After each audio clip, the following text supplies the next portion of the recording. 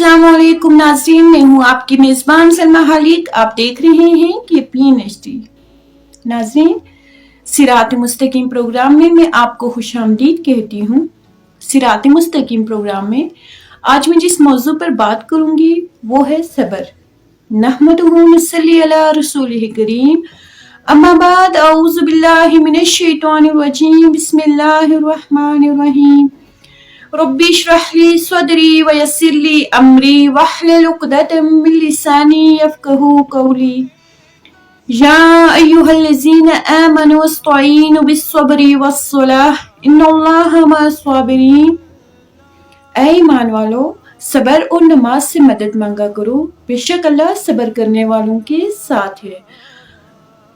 हज़रत अबू मालिक अशअरी रज़ी अल्लाह ताला अन्हु बयान करते हैं कि रसूल पाक सल्लल्लाहु अलैहि वसल्लम ने फरमाया, सफाई निस्फ ईमान है। अल्हम्दुलिल्लाह का कलमा कहना तराजू को भर देता है। सुबहान अल्लाह, अल्हम्दुलिल्लाह के कलमात आसमान और जमीन के दरमियान फजा को भर देते हैं। नमाज नूर है, सदका देना ईमान की दलील है और सब्र करना रोशनी है। हज़रत अबू सईद खुदरी रज़ियल्लाहु ताला अन्हु बयान करते हैं कि अंसार में से कुछ लोग रसूल पाक सल्लल्लाहु अलैहि वसल्लम की खिदमत में हाजिर हुए तो आपसे दस्तराज यानी सवाल करने लगे। आप सल्लल्लाहु अलैहि वसल्लम ने उन्हें दिया तो वो फिर सवाल करने लगे। फिर आप सल्लल्लाहु अलैहि वसल्लम ने उन्हें दिया तो वो फिर सवाल करने लगे। फिर आप सल्लल्लाहु अलैहि वसल्लम ने उन्हें दिया तो वो फिर सवाल करने लगे। इस पर आप सल्लल्लाहु अलैहि वसल्लम ने फरमाया कि जो शख्स माल को रोक के रखता है वो माल सिर्फ उसी का होके रहता है, और जो माल ना मिलने पर सब्र करता है तो अल्लाह ताला उसको गनी कर देते हैं। हज़रत सोएब रज़ी अल्लाह ताला अन्हु बयान करते हैं कि मोमिन का मामला भी कितना अजीब है कि जब उसको कोई खैर व बरकत की बात मालूम होती है तो वो उस पर अल्लाह ताला का शुक्र अदा करता है, और जब कोई उसको मुसीबत पहुंचती है तो वो उस पर सब्र करता है, और यही उसके हक में बेहतर है। हज़रत अनस रज़ी अल्लाह ताला अन्हु बयान करते हैं कि जब रसूल पाक सल्लल्लाहु अलैहि वसल्लम की बीमारी शिद्दत इख्तियार कर गई और आप सल्लल्लाहु अलैहि वसल्लम पर गशी के दौरे पड़ने लगे तो हज़रत फातिमा रज़ी अल्लाह ताला अन्हु ने जब बीमारी की शिद्दत देखी तो बोल उठी कि हाय मेरे अब्बा कितनी ज़्यादा तकलीफ़ में हैं।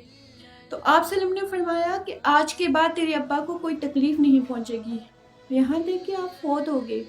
जब आप सल्लम फौत हो गए तो हज़रत फातिमा रोते हुए कहने लगी कि ऐ अब्बा, आपने अपने परवरदिगार के बुलावे को कबूल कर लिया।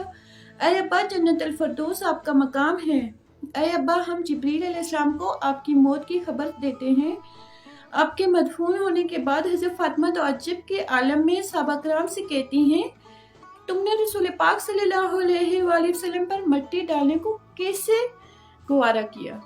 हज़रत उसामा बिन ज़ैद रसूल पाक सल्लल्लाहु अलैहि वसल्लम के गुलाम महबूब बयान करते हैं कि रसूल पाक सल्लल्लाहु अलैहि वसल्लम की एक बेटी ने आप सल्लल्लाहु अलैहि वसल्लम की तरफ पैगाम भेजा कि मेरा बेटा नज़ा की आलम में है, आप सल्लल्लाहु अलैहि वसल्लम तशरीफ़ लाएं। आप सल्लल्लाहु अलैहि वसल्लम ने सलाम के बाद जवाब दिया कि बेशक जो कुछ अल्लाह ने ले लिया वो अल्लाह का है, और जो अल्लाह ने अता किया वो भी अल्लाह का है, बस सब्र करना चाहिए और सवाब ढूंढना चाहिए। फिर आप सल्लल्लाहु अलैहि वसल्लम की बेटी ने दोबारा आप सल्लम की तरफ पैगाम भेजा कि आप ज़रूर तशरीफ़ लाएं। इस पर आप सल्लल्लाहु अलैहि वसल्लम जाने के लिए तैयार हो गए। आपके साथ साद बिन उबैदा, माज बिन जबल, आबी बिन केब, ज़ैद बिन साबित और भी सहाबा आप सल्लल्लाहु अलैहि वसल्लम के साथ थे। जब आप सल्लल्लाहु अलैहि वसल्लम वहाँ पर गए तो बच्चे को आपकी गोद में लिया तो उस पर जब आपने बच्चे को देखा तो बच्चे की जान कहीं पे थी और वो नज़ा की हालत में था। तो इस पर आप सल्लल्लाहु अलैहि वसल्लम की आंखों में आंसू आ गए।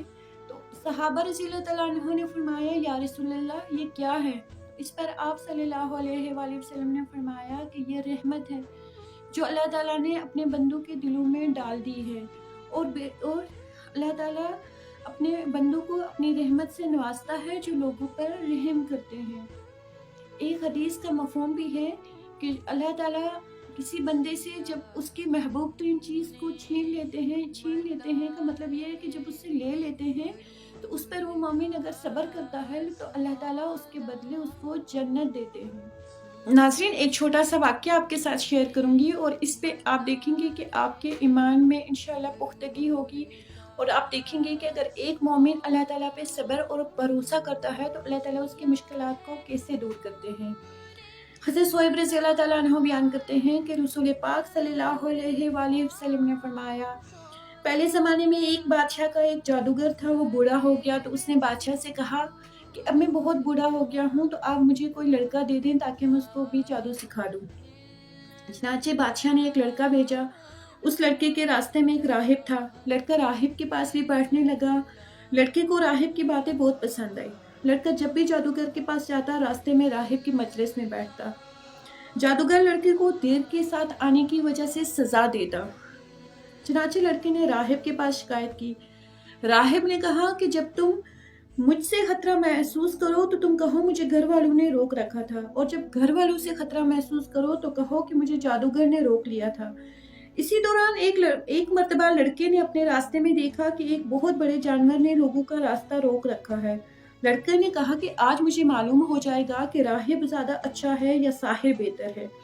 چنانچہ اس نے ایک پتھر اٹھایا اور دعا کی، اے اللہ، اگر تیرے نزدیک راہب کا معاملہ جادوگر کے معاملے سے زیادہ درست ہے تو اس جانور کو مار ڈال تاکہ لوگ راستے سے گزر سکیں۔ یہ دعا کر کے اس نے پتھر جانور کو مارا اور وہ مر گیا۔ لوگوں کا راستہ کھل گیا۔ لڑکی نے راہب کو تمام واقعہ سنایا۔ راہب نے کہا، آج تجھ کو مجھ پر فضیلت ہو گئی ہے، اور میرے خیال میں اب تو ایسے مقام پر پہنچ گیا ہے جہاں تجھے مصائب میں مبتلا ہونا پڑے گا۔ پھر جب تجھے مصیبتوں سے گرفتار ہونا پڑے گا تو تم میرے متعلق کسی کو کچھ نہ بتانا۔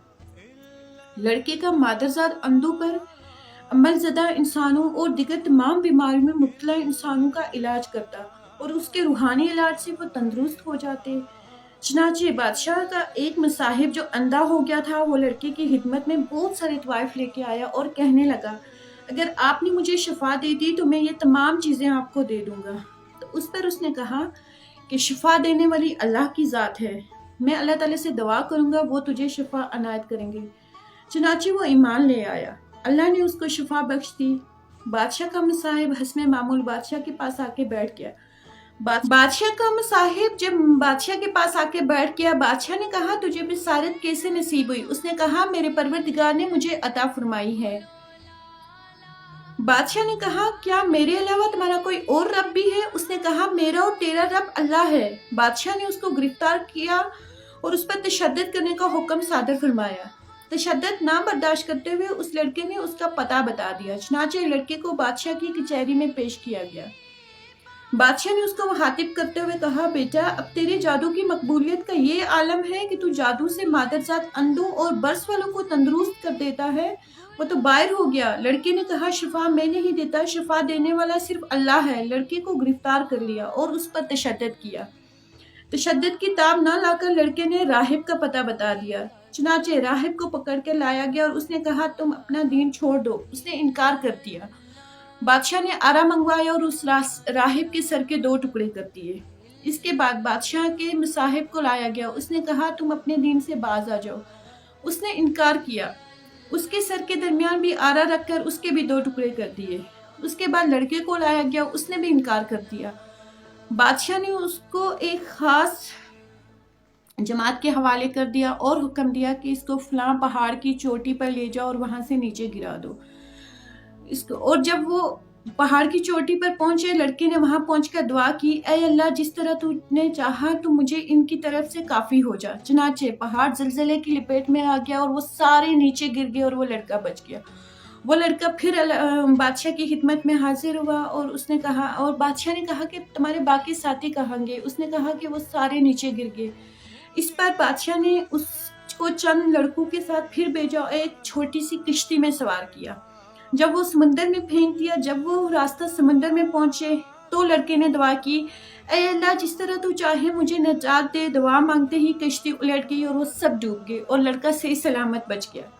بادشاہ کے پاس پہنچا۔ بادشاہ نے کہا، تیرے ساتھی کہاں ہیں؟ لڑکا نے جواب دیا، اللہ نے مجھے بچا لیا اور ان سب کو سمندر میں بہا دیا۔ اس وقت تک پھر اس لڑکے نے بادشاہ سے کہا کہ آپ مجھے ایک طریقے سے قتل کر سکتے ہیں۔ اس نے کہا کہ کیسے؟ اس نے کہا کہ جب تک تم میری بات پر عمل نہ کرو۔ بادشاہ نے کہا وہ کیا بات ہے؟ لڑکے نے کہا کہ تمام لوگوں کو ایک میدان میں جمع کر دو اور مجھے سولی دینے کے لیے کسی لکڑی پر لٹکاؤ۔ میری ترکے سے ایک تیر لے کر کمان کے زیلے پہ رکھو، پھر بسم اللہ رب الغلام یعنی اللہ کے نام کے ساتھ جو لڑکے کا رب ہے کہہ کر مجھے تیر مارو، اس طرح مجھے قتل کر سکو گے۔ بادشاہ نے سب لوگوں کو ایک میدان میں جمع کیا، لڑکے کو سولی پہ لٹکایا، اسی کے ترکش نے ایک تیر سے کمان لے کر اس پہ رکھا اور کہا کہ بسم اللہ رب الغلام، کہا کہ تیرا تیر مارا اور تیر اس کی کن پٹی میں مار دیا، اور اس لڑکے نے وہیں اپنا ہاتھ رکھ دیا اور مر گیا۔ لوگوں نے کہا ہم لڑکے کے رب پر ایمان لے آئے۔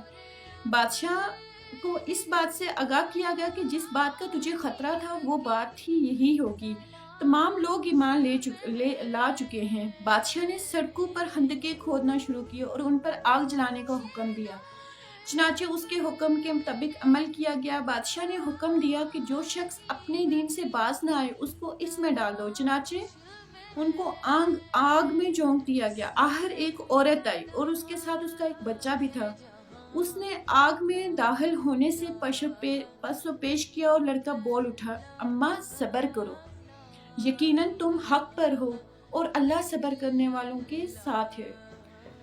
رسول پاک صلی اللہ علیہ وآلہ وسلم نے فرمایا، اللہ عز و جل فرماتے ہیں کہ جب میں دو محبوب ترین چیزوں یعنی اس کی آنکھوں کی بینائی سے محروم کرتا ہوں تو اگر وہ اس پہ صبر کرتا ہے تو میں اس کے بدلے اس کو جنت دوں گا۔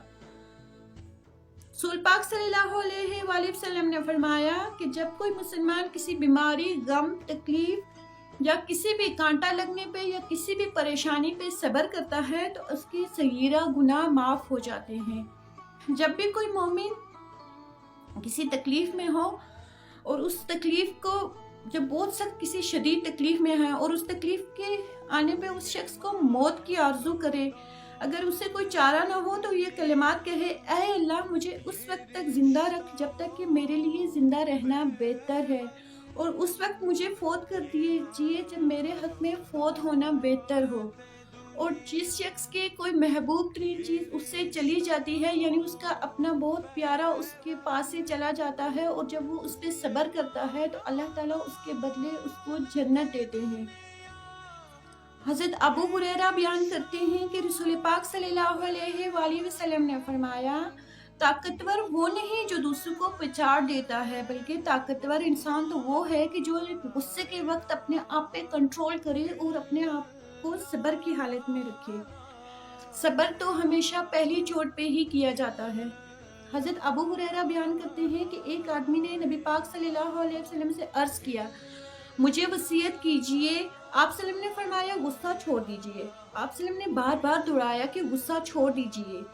حضرت ابو ہریرہ بیان کرتے ہیں رسول پاک صلی اللہ علیہ وآلہ وسلم نے فرمایا، مومن مرد اور مومن عورت کی جان، اولاد، مال پر جب مصیبت آتی رہتی ہے یہاں تک کہ جب وہ اللہ سے ملاقات کرتا ہے تو اس کے ذمہ کوئی گناہ نہیں ہوتا۔ اس کی وجہ کیا ہوتی ہے کہ اس سارے پہ اس نے صبر کیا ہوتا ہے۔ ناظرین، آج ہم اپنا جائزہ لیں گے کہ کیا ہم بھی اتنا صبر کرتے ہیں؟ کیا ہمارا صبر بھی اتنا زیادہ ہے؟ اور جب بھی ہمیں کوئی مشکل یا پریشانی آتی ہے تو ہمارا ریئیکشن کیا ہوتا ہے؟ اس پہ ہم سارا اپنا جائزہ لیں گے۔ اس کے ساتھ ہی مجھے اجازت دیجیے، انشاءاللہ اگلے پروگرام کے ساتھ پھر حاضر ہوں گی۔ تب تک اللہ حافظ۔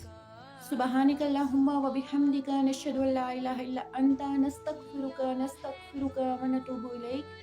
السلام علیکم ورحمۃ اللہ وبرکاتہ۔